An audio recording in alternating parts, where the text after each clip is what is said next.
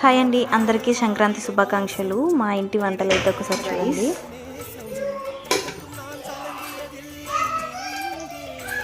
ఇదే main curry దేవుడికి పెట్టడానికి.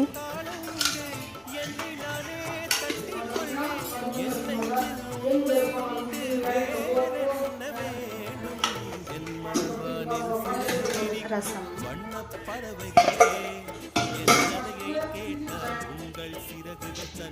పొంగల్, వడలు,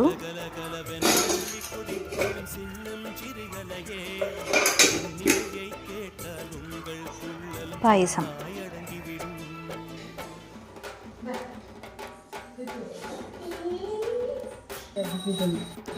ఇంక ఇక్కడ సూర్యభగవానికి మొక్కుతున్నాం.